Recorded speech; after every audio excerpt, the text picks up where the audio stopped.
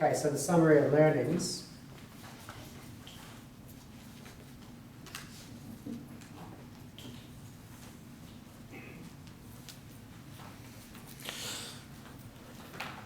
The 14 AMI participants at the 2017 Democracy Convention in Minneapolis in August wanted to make the most of the experience by learning from it to help plan for future events. We did this systematically. A survey was conducted where participants answered a series of questions designed to gather our personal experiences and to build an overview of our group experience. The feedback from the survey was used in a debrief process conducted by teleconference. The survey feedback and debrief minutes were collated into a summary by Stephen Walsh, who you'll be meeting later. Not today, though. Here's a summary of the learnings we got from our presentation at the Democracy Convention. We had a great, easygoing synergy within our group, as though we'd been together for ages, when in fact, some of us were only meeting for the very first time. That just goes to show that when you really care about something, you can have a natural affinity with others who care about the same things as you. You just know you're automatically among friends. It's really great. We were lucky also to have people in our group who had been at previous democracy conventions and who were involved in other movements there. So they knew democracy convention organisers and people from other groups. We had an in. We had an in with the democracy convention organisers, and we had an in with people in other groups. And so that's good to have. You know, if you're in a group, it's good to have someone who knows other people in other groups there. And that really helped us become known, both by the organisers and by people in other groups. This probably helped for our interaction with people from other groups, but what also really helped, I think, was that we were seen to be having a great time. We were having fun, laughing and joking continuously. So we were fun to be around. People wanted to come around and see what was all this hilarity going on. We had a great time at meal times and at breakfast, lunch and dinner. We had great parties in the evening with wine and rocket fuel.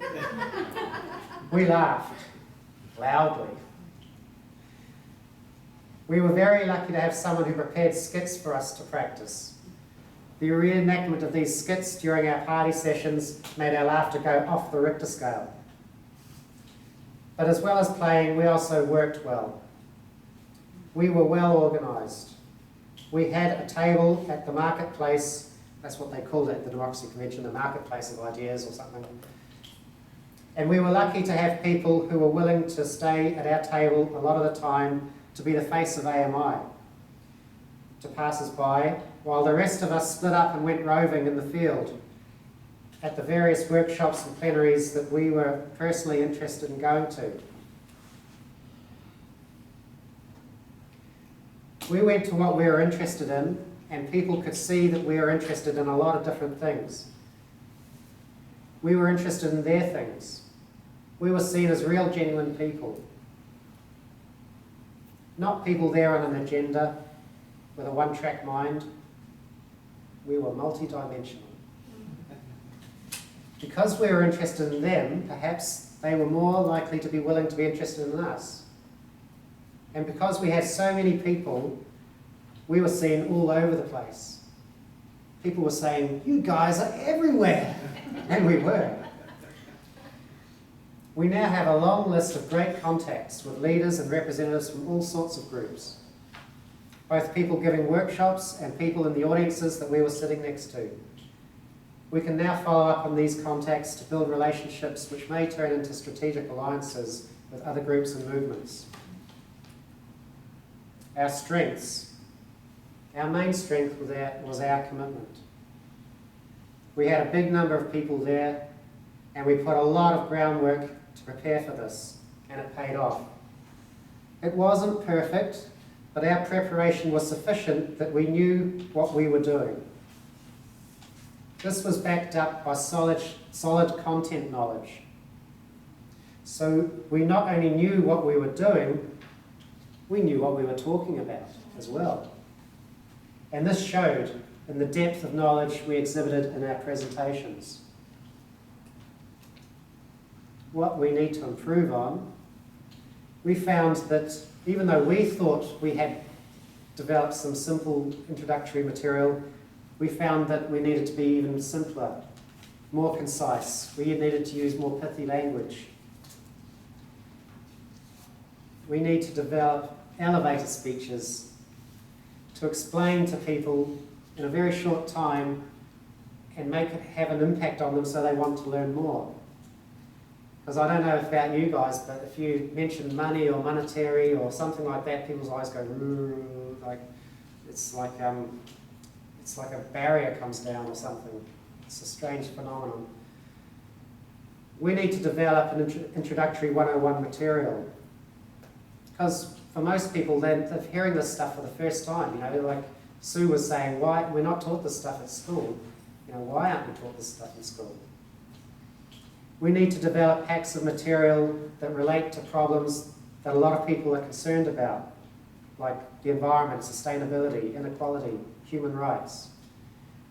We need to be as inclusive and non-partisan as possible, because what we're talking about should appeal to people from across the political spectrum and can actually unite people who disagree about lots of other things but can agree with us about needing to change the money system. We need to make our materials and presentations as engaging as possible, possibly with animations. Apparently people like moving pictures. I think Hollywood discovered that. We need to continue to develop our presentation and message delivery skills, obviously. And we need to keep refining and seek feedback from the audience, and keep refining and so on. Practice makes perfect, that's what Jerry Perry kept telling us. She was one of our group. Ideally, we can try to learn the art of storytelling.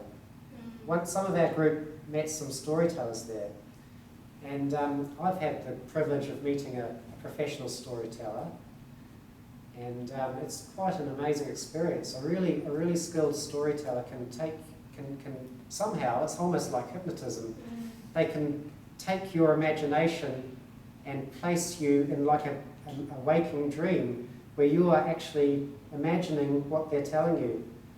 It's a real skill, it's a real art.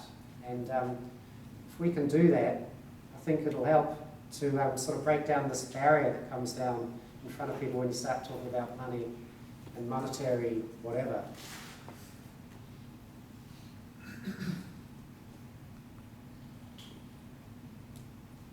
Getting people to use their imagination and see beyond the everyday to a different, better world that can be.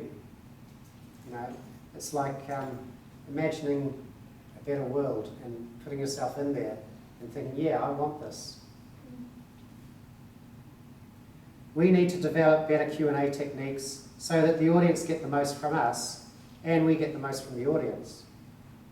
And we need a better website to provide a go-to resource for a range of support materials and at a range of levels and interests. When people hear about what we have to say, a number of people get interested. They get it, that it's really important, it's fundamental. We need better outreach, better ways to reach people online, better ways to meet people in person. It was mentioned that we need to develop a brand. The brand is the message. The brand is the recruiting platform. The brand is a no-brainer to want to endorse. What is the brand? What could the brand be? These are some of the things that we want to work on, you know, during this conference. Thank you.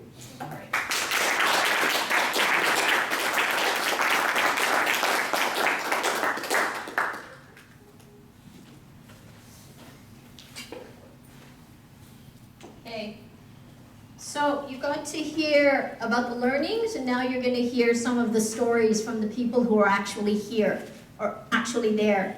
So can I ask